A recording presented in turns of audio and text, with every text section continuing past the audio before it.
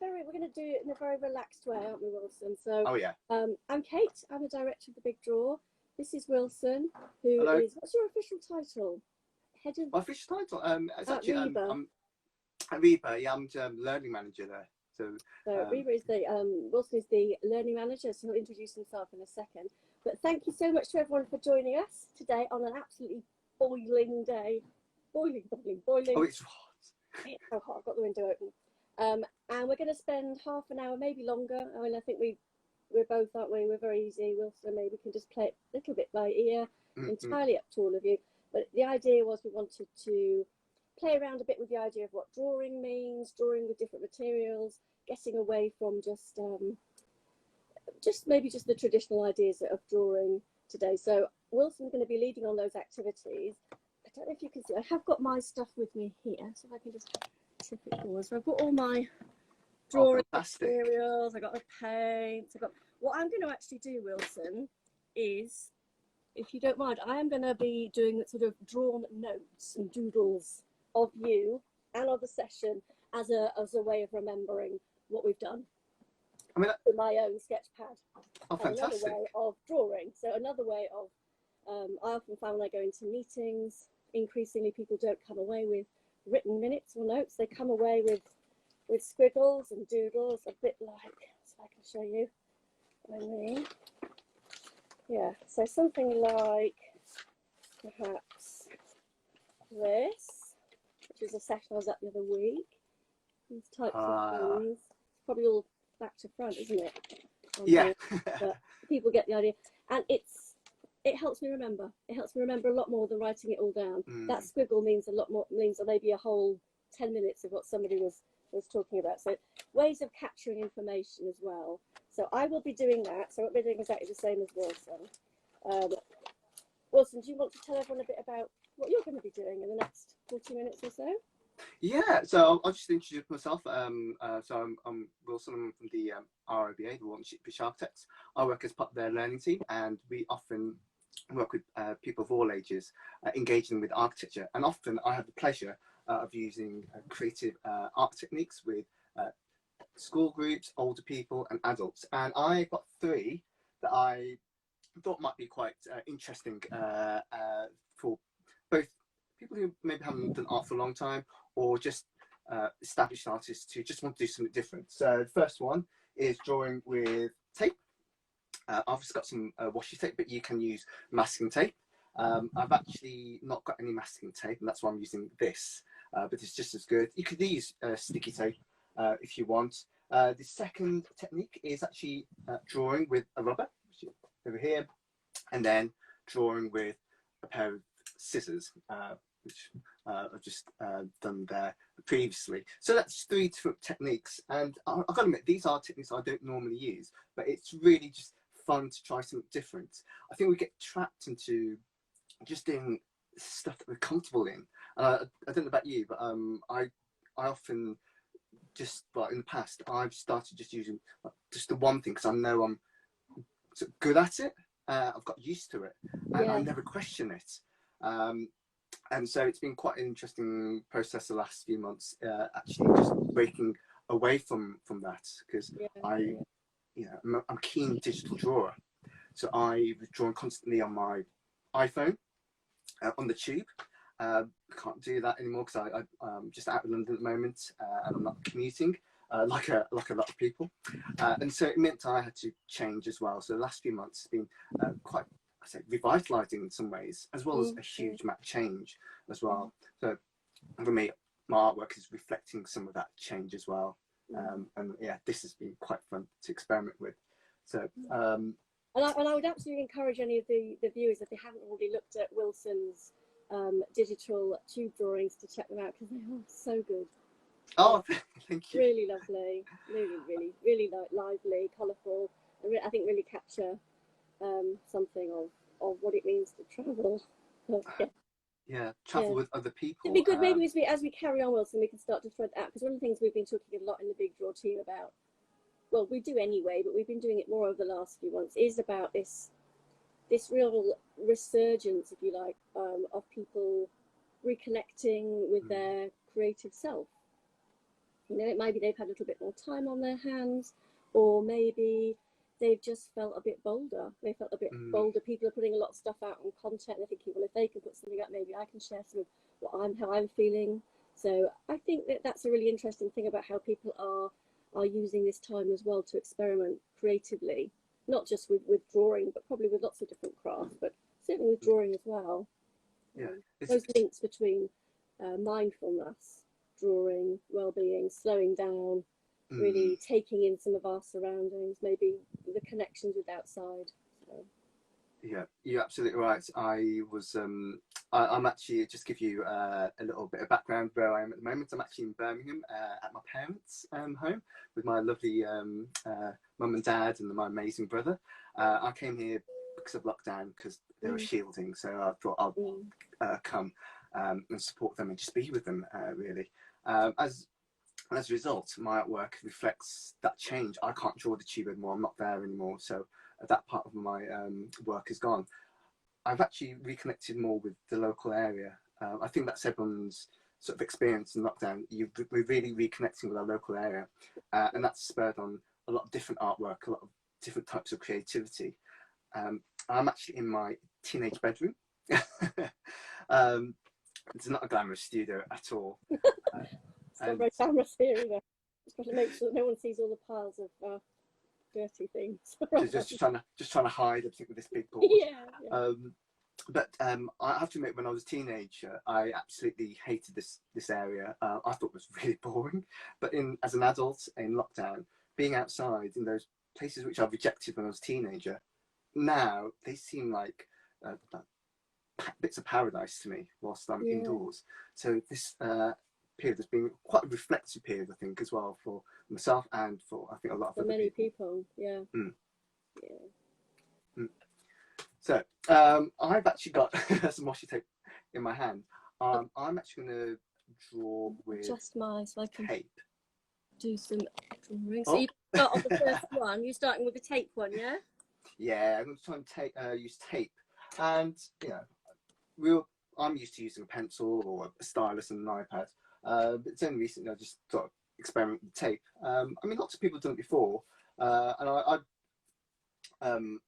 recommend it as well. It's such a wonderful tactile way of a drawing. So I'm using washi tape. You could use masking tape or any other tape, and I'm just gonna do the ground. And I am using an image from the RIBA's collection, and it is of a church in Oxfordshire. So you might just be able to see that. I'm going to draw the window and the tracery. It looks quite complicated, but with any drawing, you just break it down to shapes. So for this instance, I would first of all just draw the outside of that big window.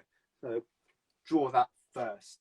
Don't draw the detail, draw the outline first. So I'm going to do that with the tape. And it's interesting, I was actually thinking about, because I know Big Draw's theme is climate change this year, and last year the RBA declared a climate emergency. I was thinking about how sustainable all these things are, and extraordinarily, masking tape and washi tape are apparently recyclable. So there is some things we might have to think about even further in the future is sustainability of our art materials. So all the things I'm using today are, as far as I know, recyclable, and they have had a very long shelf life because they've been in this bedroom for years and years unused whilst I left home and lived in London. So it's actually been an interesting discovery for me to see what I've had in my drawers for this. So everything you see I'm using, this board, the paper, they're really old. So I'm just reusing old things that I've just found in the house. And I'm thinking, Wilson, people hearing you might be interested to know what your path was. You know, not your entire, obviously, but you know what roughly your path was to get into the wonderful job and the place that you're doing now, because you're juggling your own artistic practice alongside working in the learning team at RIBA. So it's quite a bit of juggling. I think they'd probably be interested to know how did you get there? What's the background? What's the backstory? It's really complicated. I wish it was like a really nice linear thing, but it's It actually never almost is. The best by things are linear. accident. So now first of all, I can give you a bit of background about my education. So I studied actually biology at university, and it was an interesting time because that's when I did no drawing at all. So as a child, I used to draw all the time. Then when I studied my biology degree, I just stopped drawing until I started trying to plan to study architecture because I wanted to be an architect. And so to be an architect, you have to create a portfolio. So that's when I started drawing again. So I did my architecture degree, and I thought to myself, I actually wanted to get into teaching because teaching is a rewarding job. It's a really tough job, really tough job. And I did it for a few years. So so from there, I started working at the RIBA. I worked within their cultural wing, within their library. And after a short while, I ended up in their new learning team, which is great because it combined both my teaching when I was working in secondary school, so what I learned there, and also what I learned from my architecture degree as well. So the two things seem to go quite well. I mean, there's much more. My life's a bit more complicated than that. In between all those, I worked in retailing, in banking. At one point, I was selling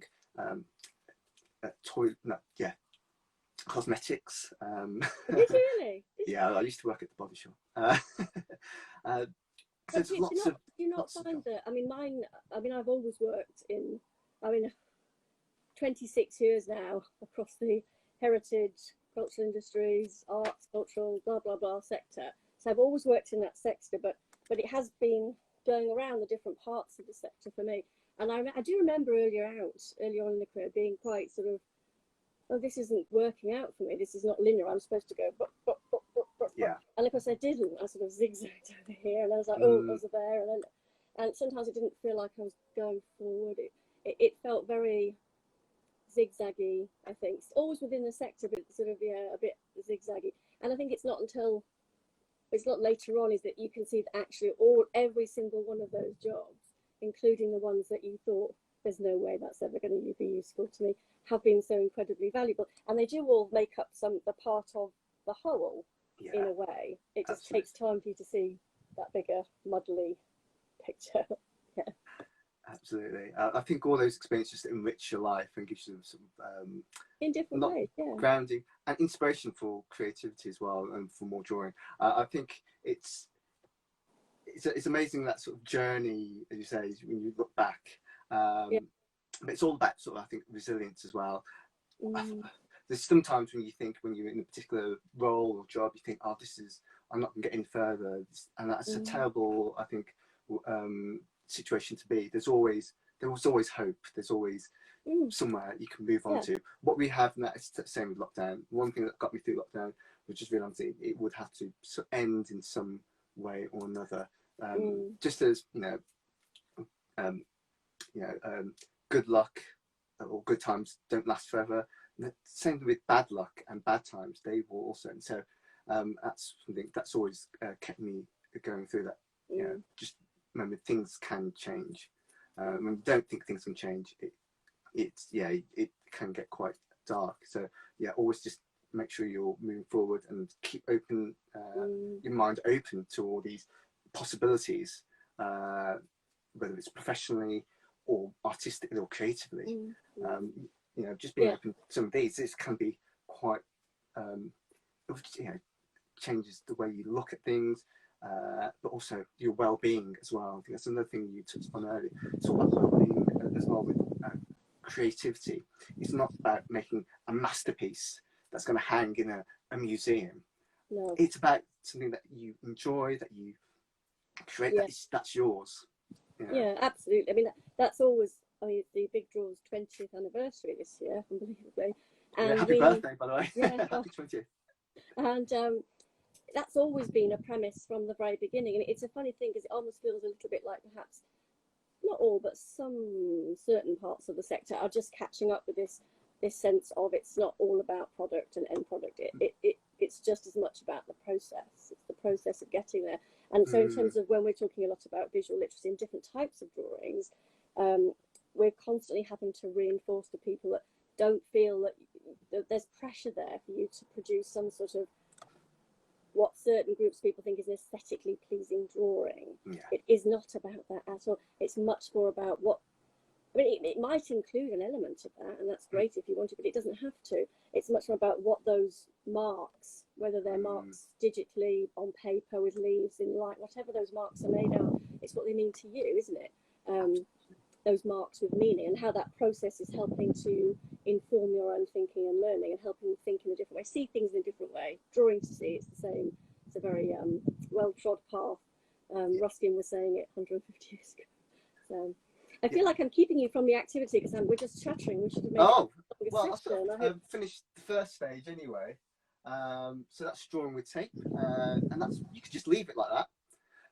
But I don't think there's ever a finished piece. You can just keep going. You can stop whenever you want. You know, I can't force you to do any more on this. I know it's a little bit rough, but that doesn't matter. I enjoyed it. Hope you enjoyed looking at it. I'm actually going to use a pencil to make it go a bit further. So if I'm choosing the side of a dark pencil, so this, in this case 6B, and I'm just going to go I'm quite carelessly just doing this. It's quite relaxing. I don't really have to, almost don't have to think. And that's another nice thing about drawing is, I mean, it's an active thing. You are, you know, moving your hand, using your eyes, but at the same time, it's because it's quite relaxing. It just takes you away. So I'm actually not thinking of anything else. I'm not thinking about how loud my shirt is at the moment. I'm not thinking about. I don't think it to be really bright. It's actually very, very modest, I think. And you know, I could do the middle bits quite dark, I guess. Like that. I think that's it. I mean, I think some people describe that state as being in the flow, don't they? Sometimes. Yeah, absolutely. It's that sense of where I think the breathing sort of slows down, and you really just totally focus in on the quite haptic experience, I think.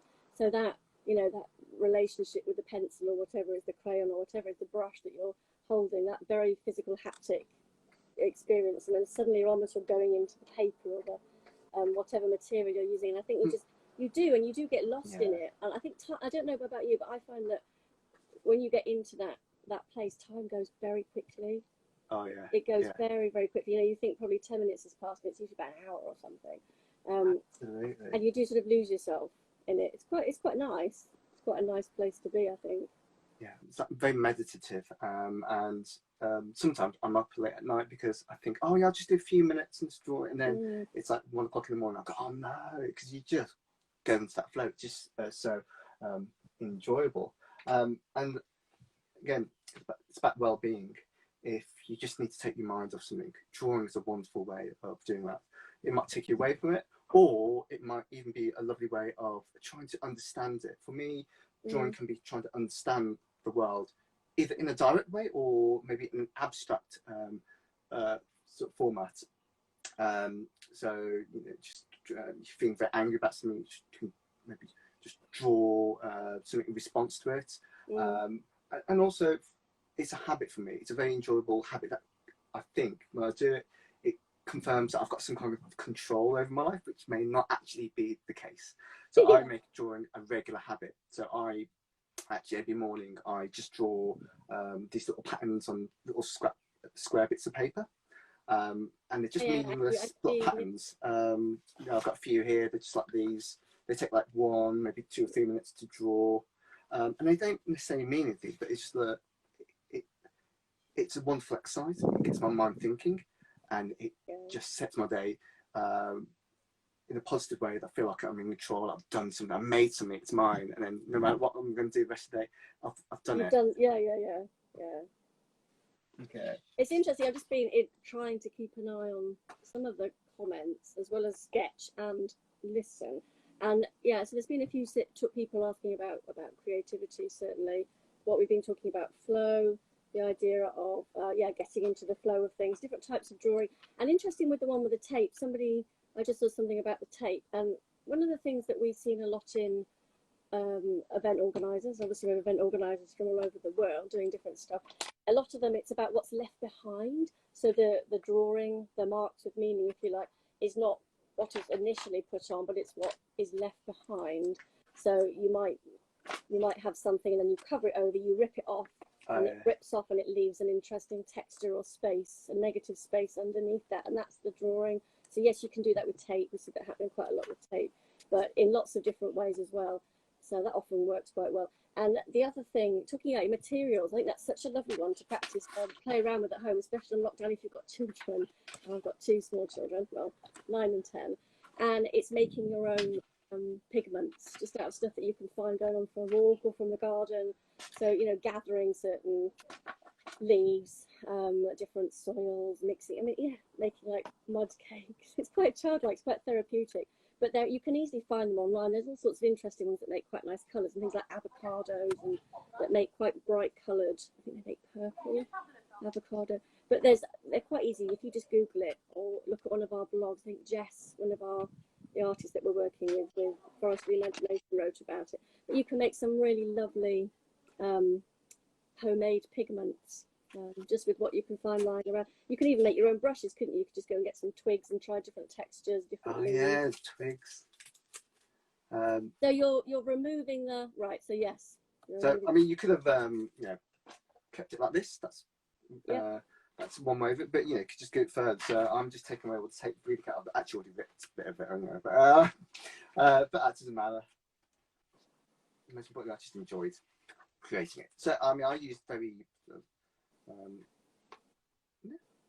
thick tape.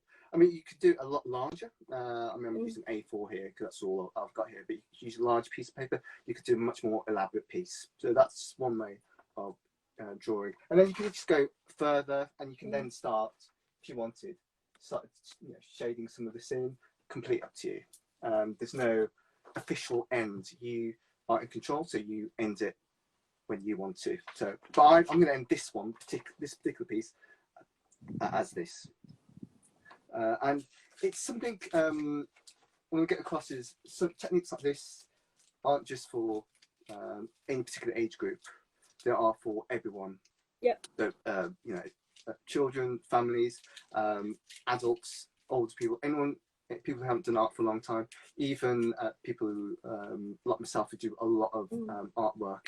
Normally, it's nice to do something new and try something different to shake up your sort of practice. That's nice. Yeah. But I'm going to move on to what's your drawing next? Scissors. Oh, so this, you might, I don't know if you an recognise architectural skyline. it is. It is actually. I've got a picture of it. It's actually this building here. So it's the Taj Mahal. So with this, I'm just going to fold a piece of paper because it's symmetrical and there's a line of symmetry right here. I'm actually going to cut just one half. And folding the paper just saves me a bit of time, and just do that. And it's actually going to be reasonably quick. You could draw out beforehand, but nah, let's just do it freehand. Okay, so. I mean, one thing just to say, because you were talking about the image that you were using as a reference earlier, Wilson. So RIBA has an extensive archive, doesn't it? In which there are the most incredible drawings, and then many other things, but there are some fabulous architectural and other types of drawing in the collection. There's a collection of, it depends on who you ask, which curator you ask, but it's about, I'm going to say, and if anyone doesn't watch it, I'm going to say 4 million. Yeah, so some people might say 3, some might say 6, but I'm going to say 4 million items, and some of it is actually online. So you can see some of that on our website, architecture.com, as RIBA Pics. And there's about 100,000 digital images. So if you're like me, stuck indoors, and you want some architectural inspiration, you can go there. I don't know if you can use Google Images as well, but using our collection, it's much more curated. It's really beautiful items that you might not see anywhere else online. So for any inspiration, go there. And obviously, Big Draw, your blog and all your social media, but it's actually amazing. It's just quite inspiring to see all the different artists, including to be ambassadors, all their work. So yeah, that's another resource as well. Yeah, we'd encourage anybody watching to check out both organisations' websites, and certainly at the Big Draw, for content, we're always interested in content. So if people did have ideas or wanted to get in touch, just get in touch and let us know if you've got a good idea. Okay, so I mean that was quite quick. So all you're using for this is very simple. So it's just some paper, pencil, and some scissors. Is that? Yep, that's just paper and scissors. I didn't even draw it. I just drew it literally freehand. Freestyle, yeah. With scissors, yeah, freestyle. And you can quickly, quite easily, just put on a bit of coloured paper.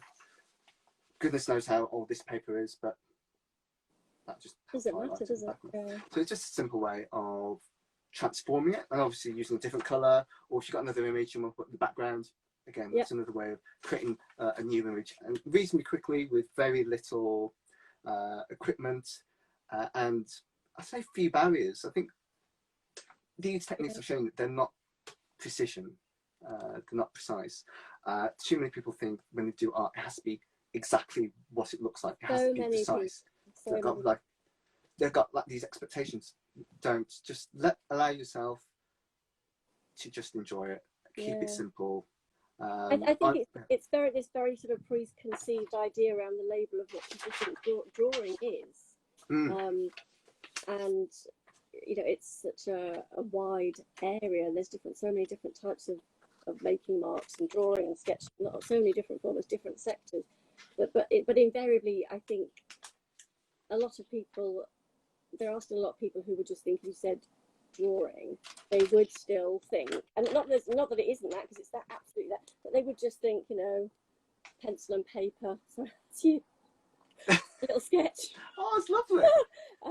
You captured my shirt, right? I'll touch it up later. Don't worry.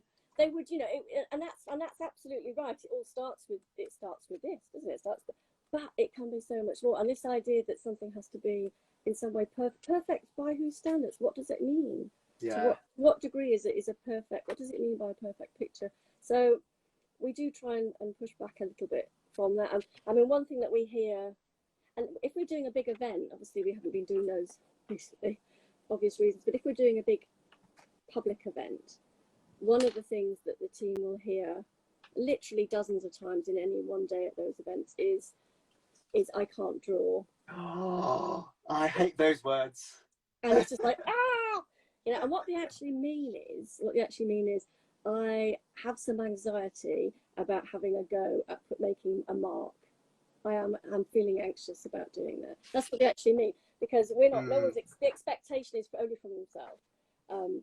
And what you find, I think, if you can help them, support them to feel confident enough to overcome that anxiety, and just show that it can be fun, they just do it with the kids. Yeah. And you hear it more from adults than children. Children invariably, especially the sort of under 11, have more of an innate freedom of they're just going to have a go. I mean, I think it's very sad because you do see that if they don't get encouraged, you do see that gets lost as they become older. We do see that as a trend, and then sort of people re-find it as they get a little bit older, or they find it 40 years later and wish they'd continued throughout their career. But it's something we hear a lot from the grown-ups. I can't draw. And the number of times that one of the teams said, oh, go, I'll just have a go, sit down, just, you know, look at our rubbish scribbles, you know, look at this. They're like, oh, okay. And they've sat down and they're there for about 2 hours. And we're like, are you all right? Like, I'm loving this. I'm going to do this more often. And it's just, I think it's just getting over that initial barrier of having to, filling that white paper, making the mark, and not worrying too much about it and seeing where it goes from there. Yeah, it's that fear, and I can understand why there's a fear if you've got in your mind about this perfection. But when you create art, it's not necessarily for people to see. It's yeah. if you take that out of the equation and it's for you and you do it because you enjoy it, you want to do something, you want to create, you want to understand something in front of you, then that actually is perfectly valid. It's not. I think people when they hear the word art, they think it has been a gold frame and it's going to be oil color or watercolor or something. And maybe that's why I'm quite keen for people to try digital art, draw on an iPad or iPhone, because there's not so much of a history with it. I think with pencil or oil colors and watercolors, there's hundreds of years of expectation almost built up about how you're supposed to do it as a particular way. Whilst with maybe if it's on an iPad, iPhone, because people got it in their hand, it seemed maybe a little less serious. Not that it isn't any more valid as an art form, but it's a bit more maybe accessible, because that's how I did it. Absolutely. I mean, one of the comments I'm just reading before it pops off the screen, I can't see it. Somebody was asking, I couldn't see the top bit, about this idea of breaking down some of those constructs and those existing mindsets. And there is almost an element of coaching in that process, of encouraging them to think about it in a different way. Yeah, I think it's just like it is a mindset. Absolutely, I think we're conditioned as adults to worry about looking, I think, foolish or silly or something like that, and so we expect to be able to do these things perfectly. But you know, hopefully, this breaks it down a bit more, and you know, I'll show you my scribbles, my morning scribbles. I guess it just matches my shirt. These are, they don't necessarily have to, like I say, mean anything. So you know, just a few lines. That's something anyone can do. I use my iPhone because originally it was what was in my hand, and I just was tired of consuming stuff. So I was consuming you know, news, playing games, or worse still, just using it to access dating apps. There was terrible reasons to use you know, a sophisticated piece of technology, and so I started using it to draw. I think partially inspired by David Hockney, because he was, as an older established artist, willing to make a leap and to look possibly foolish. I think digital tablets. David Hockney was certainly a big one of the forerunners. He is delighted to say he's also one of the Big Draw's long-standing patrons. Just picking up on the point about tablets, I can see there's a few comments about that as well. I mean, certainly at the Big Draw, we're very much this idea of analog and digital. Doesn't have to be either or, it's both. And it just finding the right time for the right one, and sometimes it's both together. And I think there are some really interesting artists out there who are very successfully blurring the boundaries of both and actually using both within their practice, within installations, etc., to teach different ways of layering it and reaching new audiences. So it's already happening, but we do still find at the Big Draw that there are some voices that are still very, oh, you can't do drawing on a tablet or an iPad. You know, digital, in some way that digital drawing, there's a sense from some people that digital drawing is in some way less to traditional drawing. And I think it's an interesting argument that for a lot of people that might be their way in.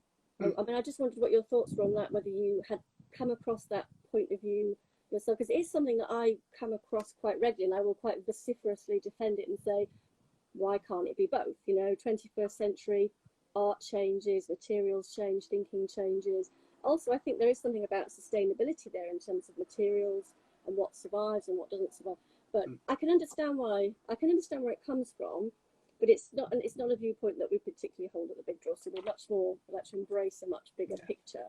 But I was wondering what your view was on that, and whether you have also heard people being a bit siffy about. No, I've never heard it directly, but I can imagine it. That's quite easily. I think that's quite a maybe closed mindset. Just as well, I mean, I couldn't possibly say that. Or maybe it's just I would argue. Actually, it's interesting to talk about environmental aspects. Although the tablet itself would have and the energy to make it and to power it has a certain sort of ethical dimension. But outside that, I'm not having to buy loads of canvases. I'm not using any toxic sort of paints. Yeah. And as a member of a generation who have to move every few years because they rent, I could not imagine having to carry dozens, if not more, of canvases and art equipment around me. Yeah. Whilst digital, it's there, and because I use social media quite a lot, it means it's I can actually just transfer it straight away and to Facebook or Instagram, and in itself, I find it's easy to use, it's fun, and it fits in with my lifestyle. Another thing about art and what stops people from doing art is maybe they can't fit it into their lifestyle. They think they need a studio. They think they need loads of time. What if you are busy, and it's understandable, some people, you just work it into your life. I mean, Kate, you're doing it right now by drawing whilst we're having an interview, and you do it in meetings. That's a really great way of fitting in. And if I hadn't of turned to digital drawing, I might not be drawing at all, possibly, because I once spent 4 years drawing something on the piece on this, I think it was A2 piece of paper. It took 4 years because I had this mindset that I can only use an ink pen on very thick cartridge paper, and that was how I was going to draw. I'm not going to draw any other way, and that took 4 years, and it was so painful because I knew I wanted to finish. Yeah. But I could, physically, I needed a huge table to draw it. Then I needed always thought, I need time to, and I was a secondary school teacher at the time, so I just didn't have that much time. So it wasn't fitting into my lifestyle. So I wasn't drawing at all. So I think any artwork method of creating art is valid if it fits with how you work, your lifestyle. It doesn't have to. It's not one or the other of it. It's whatever feels best for you. Yeah, and what's easy for you. So what's the third? We've done the So we're gonna come back to the trusty old pencil, and in a moment we're going to use the rubber. So I am just typically just going to go. It's quite fun. I'm actually going to just cover the whole thing in pencil. I'm sure anyone of a certain age probably would have watched Tony Hart. I'm sure he would have been much quicker and a bit more elegant with what he did. I love Tony Hart. I used to remember, I used to be so gutted. I can even remember the music. The music, you know, when they used to show all the artwork. That one. Let's go to the gallery. My artwork in, and I never got on the wall. And I can remember being absolutely gutted as a child that I never got on the Tony Hart wall. Oh no! One of those things in life that has scarred me. But never mind, I've got this job now. I'm sure Tony would be proud. He was incredibly influential, wasn't he? Incredibly influential. I mean, I think what's it called? Animations, Aardman Animations. I mean, I think that they still work with the more IP in some way. I think they're doing something. The legacy's definitely still going. Incredibly influential, and those links through to sculpture and drawing and animation, 3D, and all the rest of it. I mean, certainly, again, I mean, at the Big Draw, when we're talking about drawing, we're very lucky because we are able to reach out and work cross sector, so we are just as likely to collaborate with an artist or a designer as we might perhaps a engineer or a 3D animator or a physicist or a doctor, medical doctor, etc., etc. So all the people who are using their sketchbook or using marks or mapping or design or diagrams, draw diagrams in different ways to underpin their professional practice, to teach, to communicate ideas. So all those different, so we're very lucky we get to reach out across all these different organisations and individuals.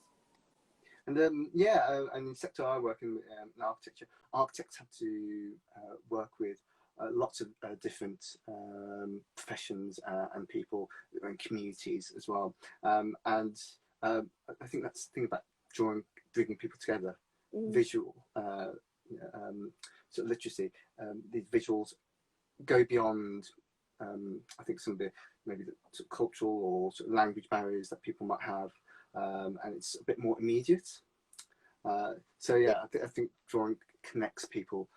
It does. Well. It does. I mean, I suppose if you think about it, we talk about it a lot as being we talk about visual literacy, as you know, a lot. But and as a charity, that's what we champion, this idea of visual literacy. But thinking about it as a language that needs to have parity with, you know, the more traditional literacies, especially because we live in such a digital age, surrounded by images, digital images, but images everywhere.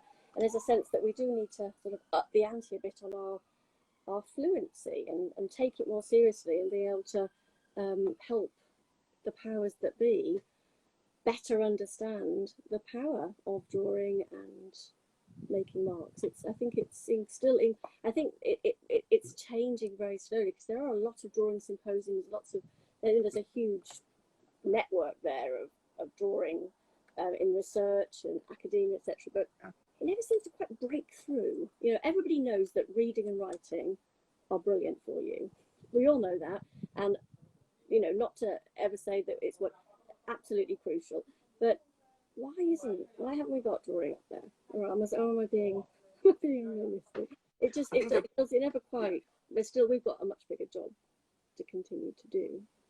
Absolutely, and it seems crazy that, you know, our creative industries, or they're in peril at the moment, they are a massive part of our economy and our global success. So it's fundamental that we encourage creativity, drawing in all age groups, because even if it cross boundaries, you know, if you don't speak Russian or German, but you can draw. You know, you can pick your drawing up, you can go on something like this, and you can just draw it, and that person will know what you're more or less what you're doing. It doesn't have to be a brilliant drawing; it's going to be a diagram, but it does. It cuts across. I think it cuts across others. I think it's a good societal leveler as well.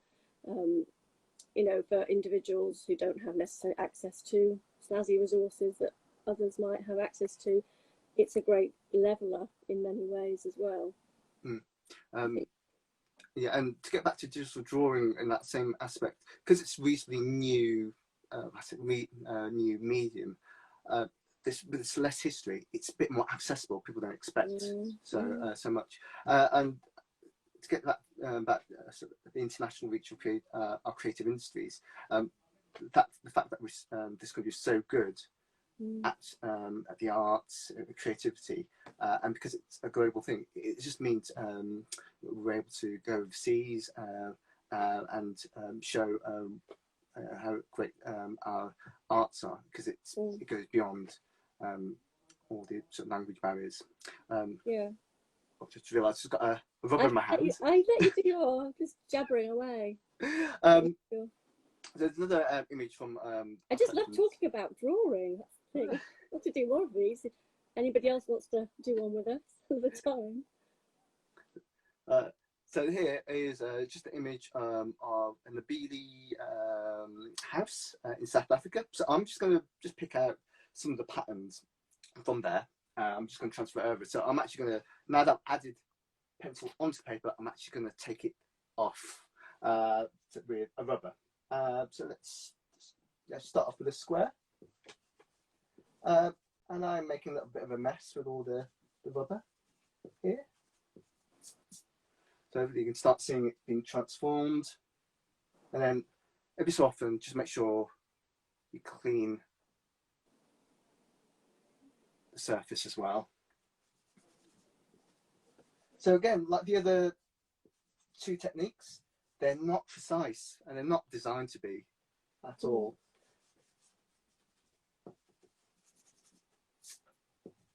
And again, just gonna clean it off, and then just gonna add some extra shapes over there. Okay, you can use blue tack if you haven't got an eraser, and also because you can mold it, you can mold it into the shape you want. So you can make mold it into a finer point, and also it's quite useful sort of household if you've got something you need to clean and there's little crevices, you can just stick them in and clean corners of your house. So I'm just going to use glue tack, or if it was on the BBC, we'll probably call it putty because it's a trademark. So I don't think Tony Hart would have said glue tack. Probably would have said putty. Oh yeah. Would have said sticky. We have had a similar incident at a big draw with post-it notes. Oh gosh, what do you call them then? Because you're not allowed to put, if you do something in public, just for everyone online. what do you call them? You're not allowed. You're allowed to call them stickies. Call them what? Sorry. Stickies. Stickies. Okay. I've learned something. I'm learning quite a lot actually. So not precise, but just inspired by just bit of architecture. So you find inspiration everywhere, in the room you're in, outside, you can see outside your window, or just even walk around in the streets, or just going online looking at books. Just inspiration is everywhere, and there's you can see that was really simple, very low barriers. I'm not going to necessarily put this on my wall or treasure it in any way, but I'm actually very proud of it. I really like it. I'm definitely not going to throw it away, because I remember as an art teacher at secondary school, one of the worst sounds I could hear was I haven't mixed it, it's all right, but that's the sound of ripping paper, because a 13 or 14-year-old art students didn't like the look of their work, and you're just tearing out the whole page of their sketchbook, and I have to go and shout, no, the process has marks, you'll get marks for your process. I know, it's absolutely heartbreaking, isn't it? I know when my children do that, because I mean, particularly my young one, she likes it to be perfect, whatever that perfect means, that horrible perfection, and she'll spend an hour doing a lovely drawing, and then she'll go, nope, don't like it, she'll have a big tantrum, and she'll screw it up, she'll put it in the bin, and it's me that's in tears. I'm like, oh my gosh, don't do that. Yeah, I know. So I'm just thinking, looking at the time, so we've probably gone over. Oh yes, we have, haven't we? So 7. So we probably need to wrap it up. I think we've completed all 3 exercises. Yeah. I did have a backup one, by the way, but this was this one was taught to me by my friend Lil, who works for me. Yeah, we've done that. It's good, yeah. So if we had time, I would be just. This is what it would look like. Do you know what you can also do with that one? If you do need some sort of hinges, but you can set it up so that you extend it out of the room, possibly downstairs into a house with the hinges. You can use gaffer tape. And then you have somebody in the room upstairs, somebody downstairs, and it's like a drawing robot. So you move upstairs. Oh my goodness! And it draws down. It makes a mark downstairs. It often works well. I'm thinking that we probably need to wrap this up. Much yes. The pair of us, I think, could just talk all evening. I'm just thinking, if we had to choose one word that for you pulls together, I suppose, all the possibilities and the nature of drawing, it's very difficult, isn't it? And I've been thinking about it because we talk a lot about creativity, visual thinking. I think for me, if I had to think of one word, I would say it's very mercurial in nature, drawing. So what about you, if you had to try and think about what it means? I think it's, oh my goodness, I know it's hard. That's why I was thinking sort of elemental, so I was thinking definitely for me, that mercurial essence to it. I think it's actually maybe possibilities probably is a strange word to use, but I'd say that's what drawing represents to me, possibilities, because you never know exactly what you're going to create, even if you've got a plan in your head, and sometimes the line that you create goes somewhere else, so it's possible to something new, something completely different. Yeah. Well, I can see from the comments that a few people have been saying that you should be the next Tony Hart. So that's something to think about, you know. But yeah, I think we probably need to wrap it up. So should we finish off? So if anybody has any queries for either of us, they can get in touch with either of us. So Yeah. we're I think we're probably both very easy to find online. Online, Just yeah, I go think to we've got. either of the websites. Yeah. Yeah, so yeah, if you want to find anything about my team, what we do at RIBA, just go to architecture.com/learning, or you can follow us on Twitter, which is at RIBA Learning. So if you wanted more of those sort of ideas and resources there, and obviously there's my personal account as well. Yeah, exactly. Yeah, so a big draw, obviously, Instagram account, Twitter, Facebook, whatever else. We've all got personal accounts as well. So yeah, basically get in touch. I think I've got to try and remember now to save this correctly when I end it, so that the team don't kill me. And, Oh, you've got lots of options, so it'll give you options. So let's hope I do it right. worry. They'll tell me off. And so I'll save it, so people will be able to return. So if they weren't able to drop in today, then absolutely. And if anyone, if it does go wrong, the people who've been here with us live, thank you very much for joining us. It'll be in your memories, at least. It will live on in your minds. Yeah. You all know now my trauma from not getting on the Tony Hart roll. So yeah, I'm saying here. to do it as sort of a weekly purge, like come in and just these are my scars from over the years. Yeah. Okay then. Well, thank you so much to Wilson. Absolute pleasure. To everybody who's come onto the call. Hope everybody's enjoyed it, and I'm sure we'll be doing lots more of these, regardless of whether we're still on lockdown or not, because there's been quite a big appetite for these. We'll be doing some stuff on Twitter and other platforms as well. So thank you very much. Thank you to Wilson. Oh, thank you for inviting me. Wilson, we love you all. We love RIBA, and watch this space, because the Big Draw and RIBA Learning are continuing to collaborate. So watch this space.